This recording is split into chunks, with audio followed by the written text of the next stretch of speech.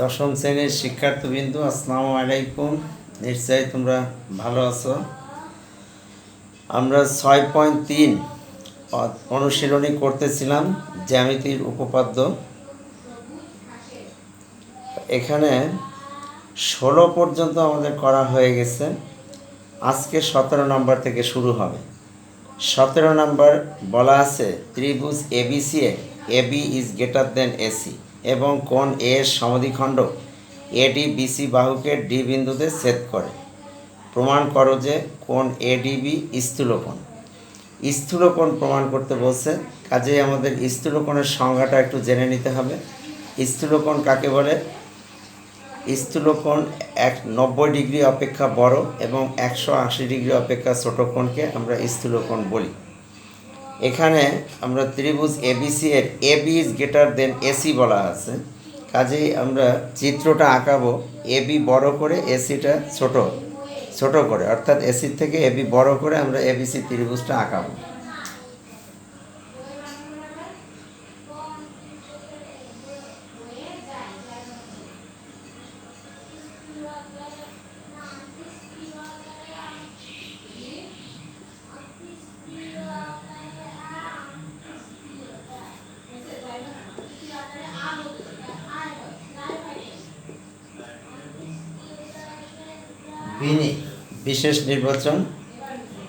বিশেষ নির্বাচনে আমরা প্রশ্নে যেভাবে আছে ঠিক সেইভাবে আমরা লিখব ত্রিভুজ এবিসি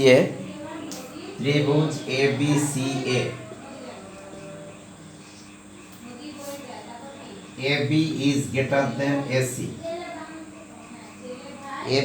গ্রেটার দেন এসি এবং কোণ এ এর সমদ্বিখণ্ড কোণ এ এর সমদ্বিখণ্ডক বিসি বাহুকে ডি বিন্দুতে ছেদ করে।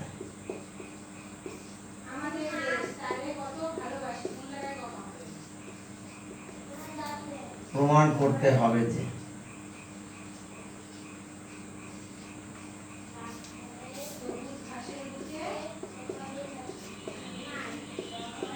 কোণ এডিবি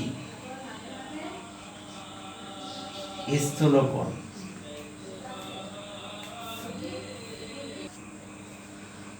কোণ এডিবি স্থূলকোণ, এটা আমাদের প্রমাণ করে দেখাইতে বলছে। আমরা চিত্র এখনো কমপ্লিট করি নাই। চিত্রে বলা আছে যে কোণ এ এর সমদ্বিখণ্ডক, এই হলো কোণ এ, এই কোণ এ এর সমদ্বিখণ্ডক আমরা আনুমানিক সমদ্বিখণ্ডক নিয়ে নিলাম।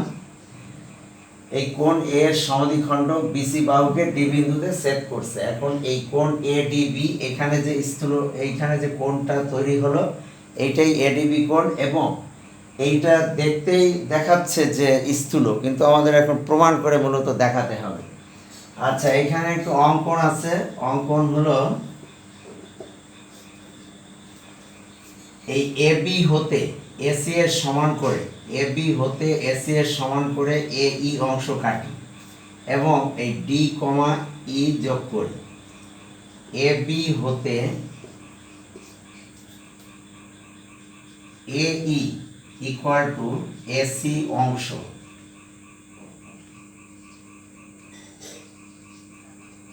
কাটি, তারপরে ডি কমা ই যোগ করি। এবি হতে এ ইকুয়াল টু এসি অংশ কাটি, ডি কমা ই যোগ করি। ওকে, এবার আমরা প্রমাণে আসি।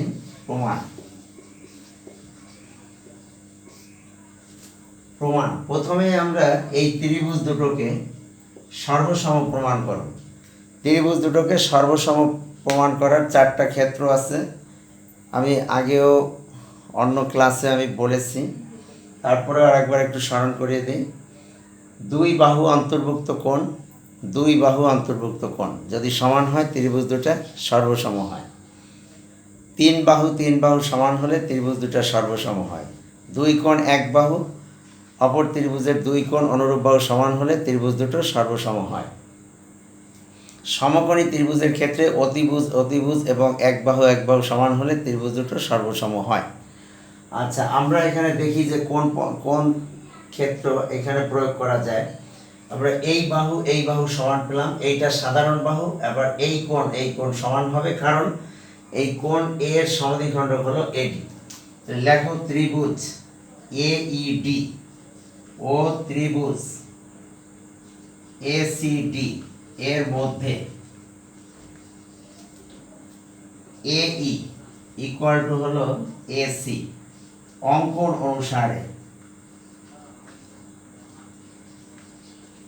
অনুসারে সমান। এডি ইকুয়াল টু হচ্ছে এডি, এটা হলো সাধারণ বাহু।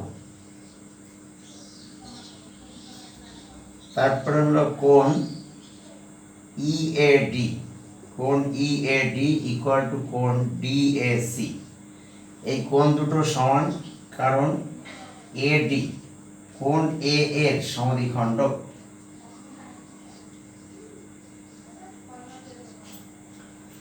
তার মানে আমরা প্রথম ক্ষেত্রটাই দেখালাম, অর্থাৎ দুই বাহু এবং তাদের অন্তর্ভুক্ত কোণ অপর ত্রিভুজের দুই বাহু অন্তর্ভুক্ত কোণ সমান, কাজেই এই ত্রিভুজ দুটো সর্বসম লেখা যায়। অতএব ত্রিভুজ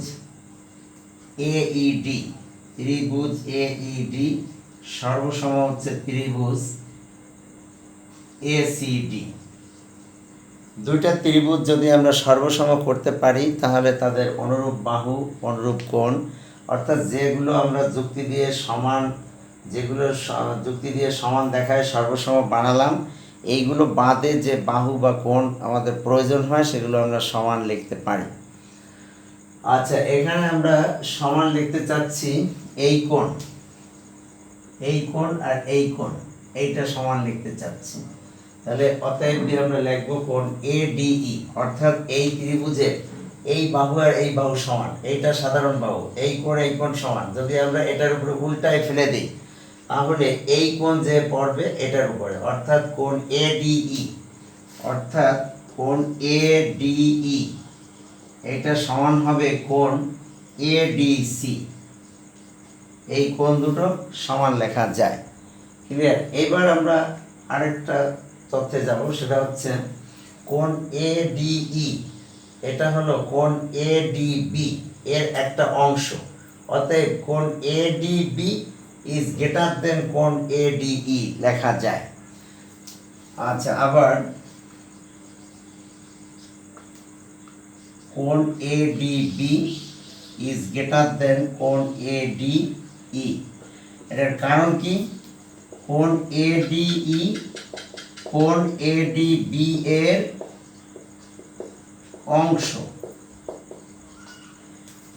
কোণ এডিবি ইজ গ্রেটার দেন কোণ এডি। এডি হলো কোণ এডিবি এর একটা অংশ, এই কারণে এটা বড় এটার থেকে। ক্লিয়ার? এখন এই এডিই এর পরিবর্তে আমরা লিখব হচ্ছে কোণ এডিসি। অতএব কোণ এডিবি ইজ গ্রেটার দেন কোণ এডিসি। আমরা আবার জানি দুইটা কোণের সমষ্টি, এই যে দুইটা কোণ এডিবি আর এডিসি, এই কোণ দুটোর যোগফল, এটা হচ্ছে সরল কোণ বা 180 ডিগ্রি। আবার এর একটা আরেকটা থেকে বড়, তাহলে এইটা হয়ে যাবে স্থূল, এইটা হয়ে যাবে সূক্ষ্ম। ক্লিয়ার? যদি সমানভাবে দ্বিখণ্ডিত হয় তাহলে হয় সমকোণ, কিন্তু এইখানে একটা বড়, কোণ এডিবি কোণ এডিসি থেকে বড়, কাজেই এই দুটোর সমষ্টি 180, অর্ধেক করলে হয় সমকোণ, কিন্তু যেহেতু একটা বড় কাজেই সেটা হয়ে যাবে স্থূল, 90 থেকে বড়, আর যেটা ছোট সেটা হয়ে যাবে সূক্ষ্মকোণ। ক্লিয়ার? তাহলে এখানে আমরা আবার লিখতে পারি যে এখানে কোণ এডিবি প্লাস কোণ এডিসি ইকুয়াল টু 90 ডিগ্রি, এবং কোণ এডিবি ইজ গ্রেটার দেন কোণ এডিসি। অতএব কোণ এডিবি এটাকে স্থূলকোণ লেখা যায়।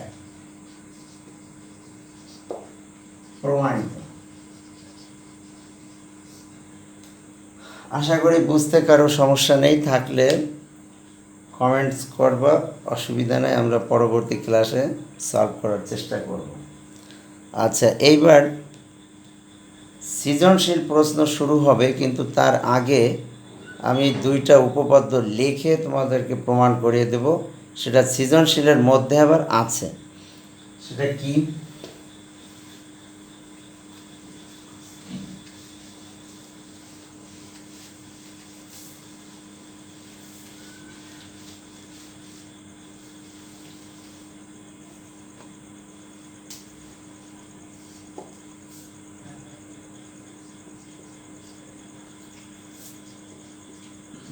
ত্রিভুজ ABC এর কোণ BO কোণ C এর সমদ্বিখণ্ডকদ্বয় পরস্পর ও বিন্দুতে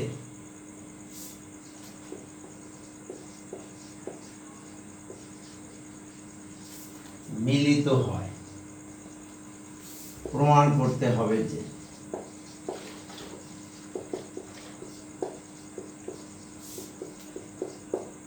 কোণ BOC equal to 90 degree plus half কোণ A। এইটা আমরা প্রমাণ করব। সলিউশন। এই প্রশ্ন সৃজনশীলের মধ্যে আছে, 20 নম্বর সৃজনশীলের মধ্যে আছে, কিন্তু আমরা পৃথকভাবে এটা প্রমাণটা শিখে আসব। এবং এরকম আরও একটা প্রমাণ আছে সেম জাতীয়, সেটাও আমরা শিখব। আজকে এটা শিখব। আচ্ছা, আমরা সলিউশন করতে গেলে আমরা একটা ত্রিভুজ আঁকাই, যে কোনো ত্রিভুজ ABC এর কোণ B এবং কোণ C এর সমদ্বিখণ্ডক পরস্পর ও বিন্দুতে মিলিত হলো। আমাদের প্রমাণ করে দেখাইতে বলছে কোণ BOC equal to 90 degree plus half কোণ A। এটা আমাদের প্রমাণ করতে হবে। আচ্ছা, বিনি মানে বিশেষ নির্বাচন। বিশেষ নির্বাচন কি?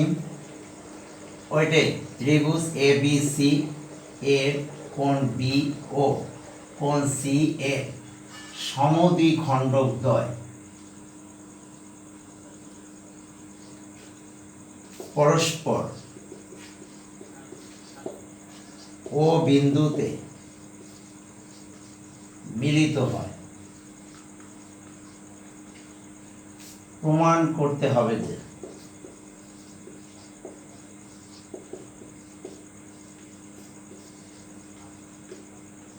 কোণ BOC equal to 90 degree plus half কোণ A।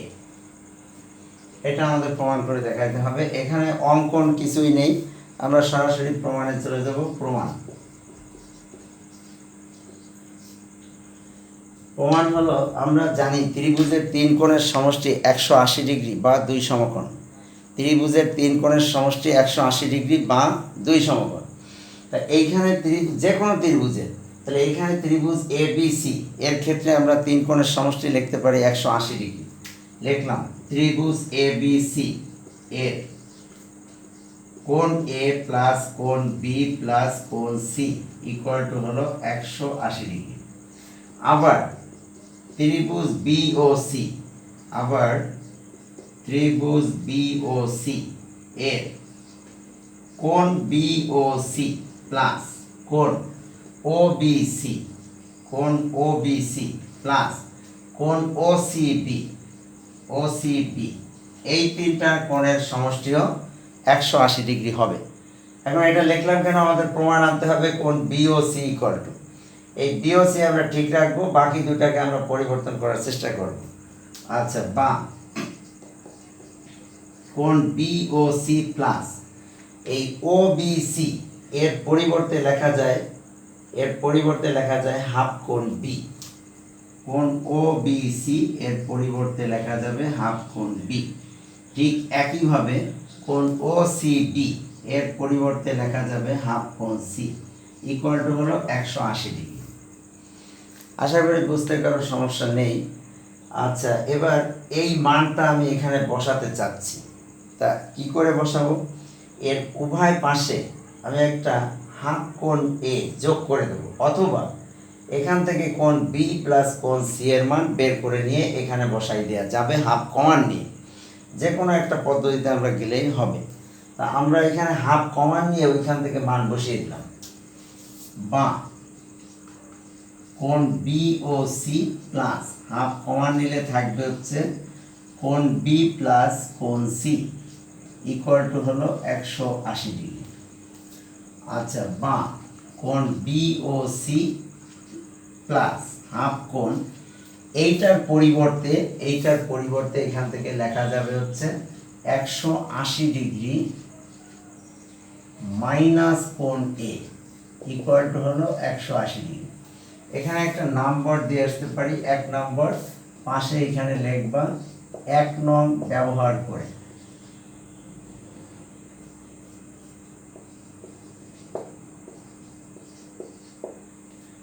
আমরা 1 নং ব্যবহার করে এই মানটা এখানে বসালাম। ওকে, আচ্ছা, বা কোণ বি ও সি প্লাস এই হাফ দিয়ে ভিতরে গুণ করে দিলে হবে 90 ডিগ্রি মাইনাস হাফ কোণ এ ইকুয়াল টু 180 ডিগ্রি। এবার শুধু কোণ বি ও সি এটা সমান হবে 180 degree minus 90 degree plus half কোণ এ, বা অতএব কোণ বি ও C equal to 90 degree plus half কোণ এ। 180 থেকে 90 চলে গেল, থাকবে 90 ডিগ্রি, 90 ডিগ্রি প্লাস হাফ কোণ এ। এটাই আমাদের প্রমাণের উদ্দেশ্য ছিল, এটা প্রমাণ হয়ে গেল। আজকে এই দুইটা উপপাদ্যই তোমরা প্র্যাকটিস করবা। তো ঠিক আছে, সবাই ভালো থাকো, আল্লাহ হাফেজ।